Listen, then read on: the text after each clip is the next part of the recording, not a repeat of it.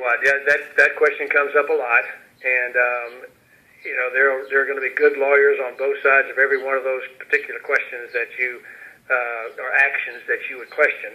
That he does have the legal authority, he doesn't have the legal authority, that kind of good thing. Impeaching the president is the most serious thing that a democracy does, a representative republic does, quite frankly, and it's not a step that you would take lightly. And but it is a topic of conversation, and at this point in time, Wayne, I don't think it's in the best interest of our country to take those steps, but subject to change if, in fact, he does something that is, in fact, a clear high crime or misdemeanor that we could take him to task over. What was your other question? The other thing is he is completely against Israel, and the Christianity has gone terribly in this country. And the main thing is that one thing that I want to suggest is that he is waiting on the end of this term, whether you believe it or whoever up there believes it, to declare war. And that's what he's waiting on.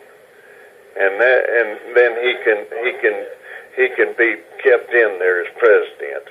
That's his idea, because that's what's happened in the years past. And they won't do nothing with him about this. Wayne, let me push back a little bit. First of all, Congress declares war, not the president. He's got limited war-making authorities, and he can do certain things for about 60 days, but only Congress can actually declare war.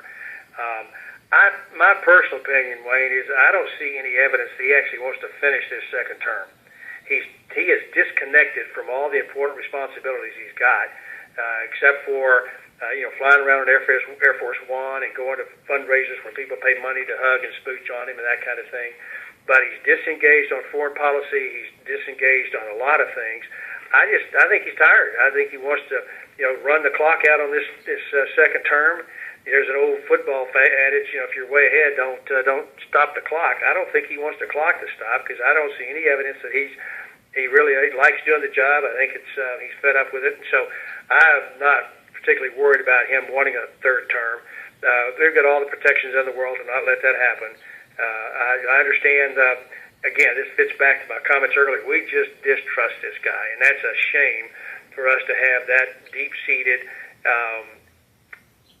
distrust that's earned, quite frankly, of the President of the United States. And it's a real negative commentary on his presidency, and we'll see going forward. But I appreciate your comments, Wayne, and thank you for you made a brief comment about Christianity, and that